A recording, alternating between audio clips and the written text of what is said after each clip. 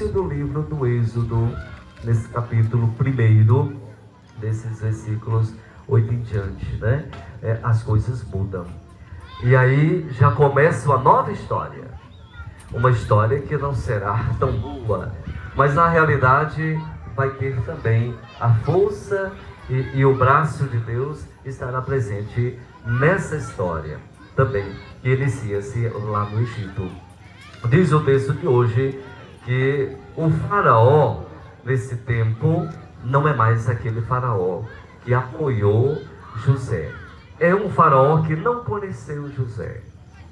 E aí, diante de um povo numeroso, referindo-se naturalmente ao povo de Deus, causou-lhe uma grande preocupação neste faraó.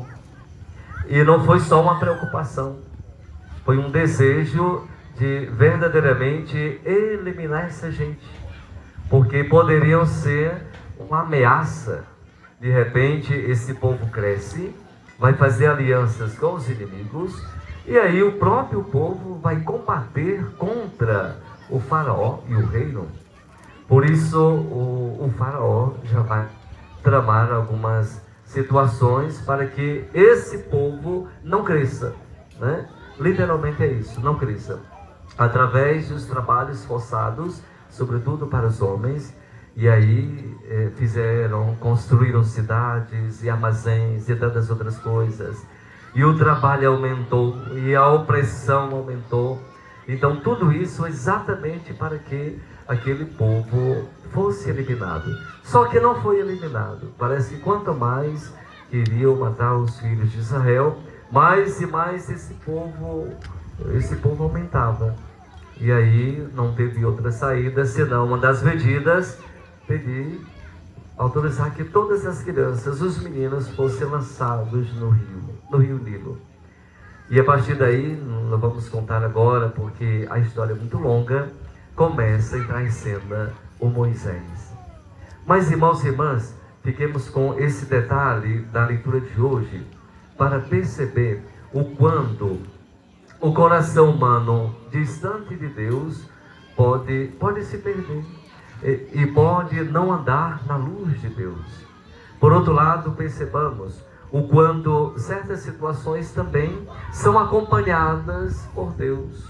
Não existe nada nesse mundo, mesmo as coisas que a gente considere ruins, né? Que Deus não contemple, que Deus não olhe e que Deus não tire algo de bom de determinadas situações.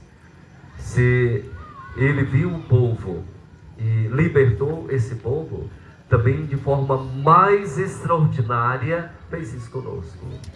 Talvez a gente pode ler e ouvir o livro do Êxodo e dizer assim: por que será que hoje em dia não existem esses grandes fenômenos ou essas grandes graças que Deus fez na terra do Egito?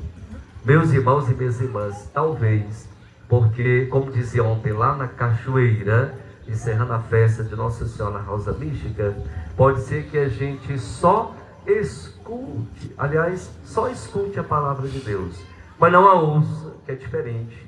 A gente não ouve, né? A gente só escuta.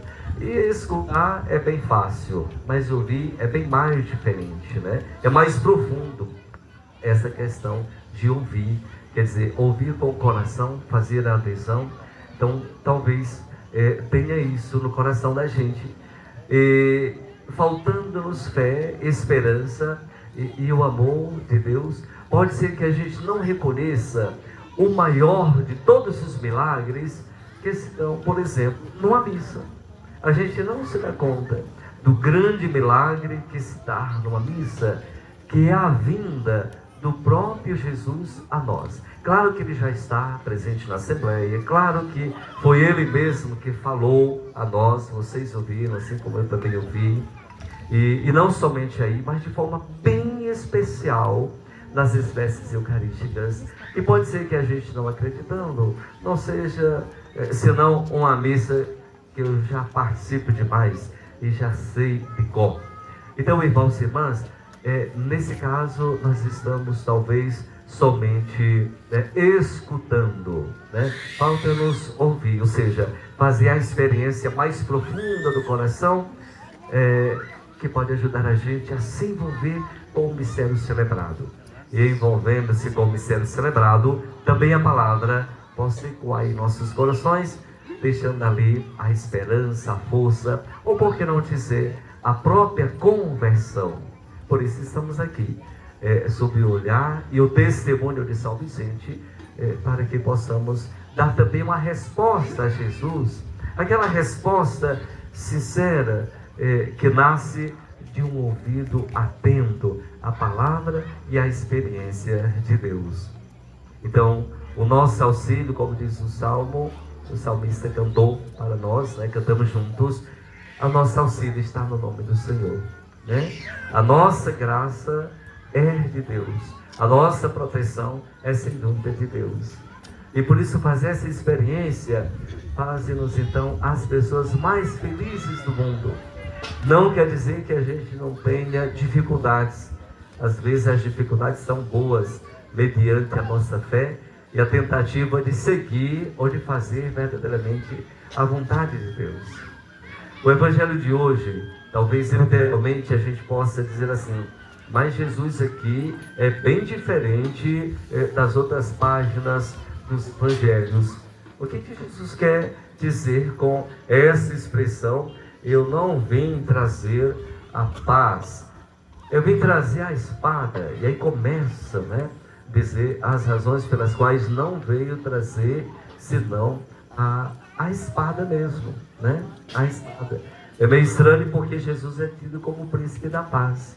Por isso disse, um olhar atento ou fundamentalista vai justificar muitas ações más que nós podemos fazer. Mas não é assim, não é por aí. Vejam, irmãos e irmãs, uma pessoa como São Vicente é um grande exemplo, não daquele que veio trazer a espada literalmente, mas aquele que veio chamar, veio tocar o coração e mudar esse coração. Tem verdadeiramente racha, irmãos e irmãs. É impossível uma pessoa de uma família escutando, né?